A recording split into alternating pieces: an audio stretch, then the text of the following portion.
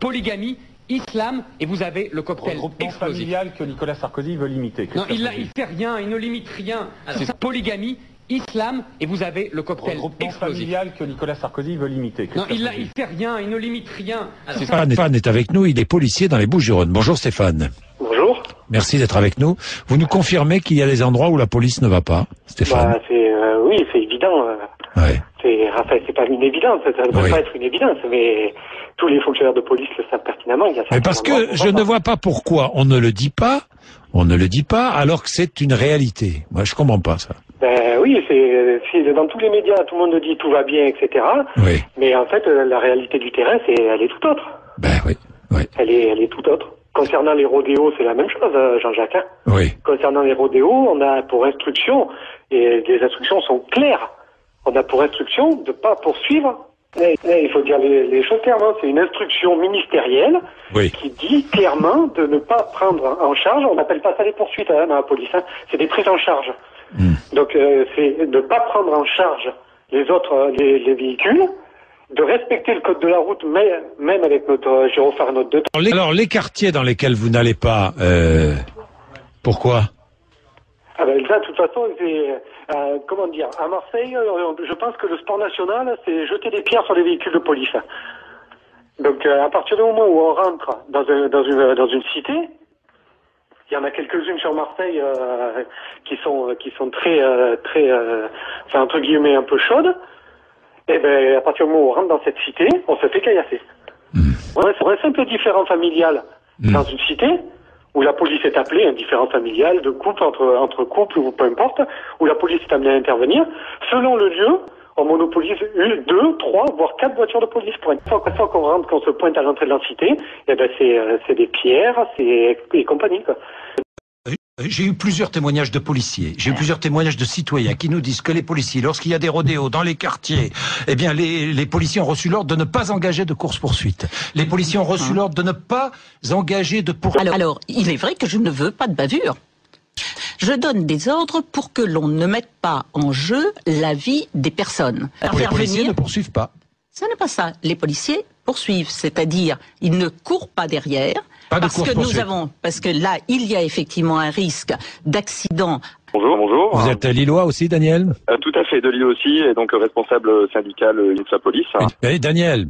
Oui. Daniel, tout à l'heure, je posais aussi une autre question à Michel Alliomarie. Je lui demandais si les policiers avaient reçu des ordres de ne pas poursuivre lorsqu'il y a des rodéos ou de ne pas poursuivre des jeunes, par exemple, sur des quads ou des scooters qui commettent des délits. Ouais. Elle a reconnu que c'était vrai, hein? Oui, c'est vrai ou pas? Tout à fait, oui. J'ai bien entendu qu'elle a reconnu que c'était vrai, ouais. Donc c'est vrai. Donc c'est vrai, oui. Bien, merci. Vous étiez dans la police, vous êtes retraité aujourd'hui. Vous avez écouté Michel Alliomarie. J'étais en police judiciaire et les déclarations de Alliomarie, je les ai trouvées complètement effarantes. Mais effarantes d'entendre ça, c'est un appel aux gens qui commettent des crimes et des délits à fuir devant la police. Ils auront la totale impunité parce que le mot n'a pas été prononcé. Pourquoi ne pas poursuivre les auteurs de délits faits par les conducteurs de quad, de scooters et de voitures volées? Pourquoi? Parce qu'il y a des risques d'émeute à chaque fois. C'est quand même incroyable d'entendre ces choses-là. Et après, elle dit, c'est pas le rôle de la police de courir après les voleurs. C'est quand même le renoncement d'un vieil adage, que la police court après les voleurs. Et comment après, comme elle dit, les identifier, les arrêter? Si c'est des voitures volées, comment allons-nous les identifier? Moi, je suis effaré, mais depuis tout à l'heure, je suis en colère d'entendre ce genre de déclaration complètement débile. Moi, je l'appelle pas ça autrement. Alors, vous faisiez une autre idée du métier, c'est ce que vous nous dites. Tout à fait. Quand j'étais en activité, je me faisais une autre idée du métier.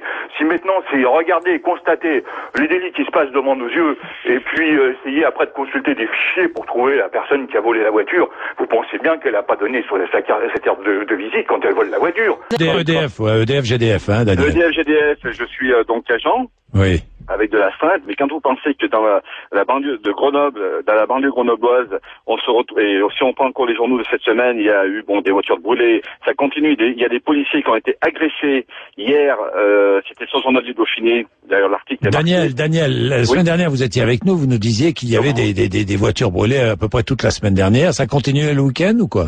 ça continue. Je crois que le problème, il est toujours le même. Nous, moi, je suis par exemple au niveau de notre travail.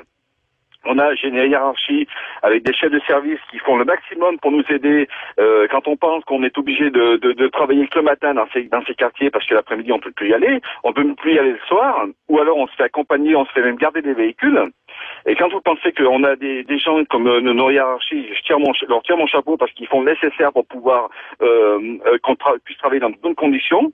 Et quand on voit madame la ministre qui se permet de dire qu'il faut absolument pas intervenir, mais on va où, quoi? La ghettoisation, elle est voulue. Elle est voulue au départ, les gens... Mais attends, laisse-moi finir. Pas qu'ils veuillent. Laisse-moi finir. Mais non, les gens, ils veulent se retrouver en ghetto, ça les rassure.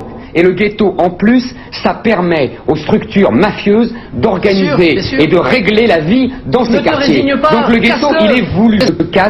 Il se casse par une seule manière. L'assimilation, ça fait peur. Non, c'est parce que il faut que les gens sortent individuellement de leur ghetto. Ça s'appelle la promotion sociale. Il ne faut pas obliger les gens à recevoir. Personne n'en voudra. Ça sera la guerre civile. Vous avez employé des mots parfois très rudes pour qualifier la situation, et notamment celui d'apartheid social. Est-ce que c'est comme ça que vous voyez la France d'aujourd'hui? J'ai utilisé ces termes parce que j'ai voulu interpeller l'opinion. Il est temps de le faire.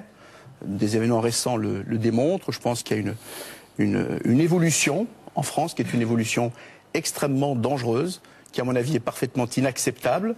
Je pense qu'il faut avoir une vision extrêmement précise de l'état de la société française. Ce que vous craignez, ce que vous redoutez, ce que je redoute aussi est en train de se produire. Ce que je veux faire, c'est pouvoir combattre le plus efficacement possible des discriminations, car je veux éviter à ce que mon pays sombre dans la guerre civile, sociale, ethnique. Je ne veux pas que mon pays connaisse la situation qu'ont connue les États-Unis dans les années 60, où la révolte s'est inscrite dans le paysage social américain. La question qui reste posée et qui nous rejoint tous aujourd'hui, c'est de savoir, au bout du compte, comment allons-nous pouvoir vivre ensemble? Car c'est bien cela qui est posé comme... Eh ben, il y aura la guerre. Maintenant, il faut arrêter de se cacher les yeux.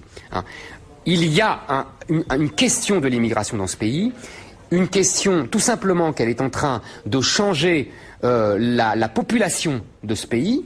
Je cite dans un de mes articles du Figaro une longue phrase du général de Gaulle qui dit « Il faut arrêter de se cacher les yeux, c'est bien qu'il y ait des Français jaunes, des Français bruns, des Français noirs, parce que ça prouve que la France est ouverte sur l'universel. Mais la France est un pays catholique, de race blanche et de culture gréco-latine, sinon ce n'est plus la France. » Que s'est-il donc passé hier dans ce quartier à l'est d'Alger, surnommé Chinatown? Sur ces images filmées avec un téléphone portable, on peut voir Abdelkrim Salouda encore hébété par l'agression qu'il vient de subir. Il est formel, les responsables sont des immigrés chinois. J'étais dans la boutique lorsqu'une cinquantaine de Chinois sont arrivés en hurlant. Ils étaient armés de battes de baseball, d'épées. Ils m'ont frappé après avoir dévasté ma boutique, puis ils sont partis chez les voisins en hurlant. Excédés, certains souhaitent aujourd'hui le départ de la communauté chinoise. Oui, nous voulons qu'ils partent, nous voulons la paix. Nous n'arrivons plus à vivre, nous avons perdu toute décence. Ces attitudes sont intolérables dans notre pays. Près de 35 000 ressortissants chinois vivent en Algérie. Ouais. Hein? Hein? Il faudrait voir à pas nous prendre pour des cons, hein? D'accord? J'aurais pu aller ça, hein? Mais bien être gentil, mais pas con. Ouais. Ouais. Hein? Bon. Parce qu'on est gentil. On est gentil, ça, hein? On est gentil. On est toujours gentil. Hein? Ben là, on donne ça, et puis on apprend ça. Alors? Ouais. Oh. Parce qu'on est gentil. Non. On est gentil, d'accord. On est gentil. D'accord. Mais on est trop gentil. Voilà. C'est clair, ça, non? On leur donne ça. Non. Hein? Il y a une chose qu'on veut dire, c'est que tous les portes de sortie, on peut encore rentrer, hein? Voilà. On préfère... C'est pas difficile, hein? T'as chaud, toi, hein? T'es repéré. On veut bien être gentil, mais pas con, c'est tout. Ce que je veux dire aussi, oui.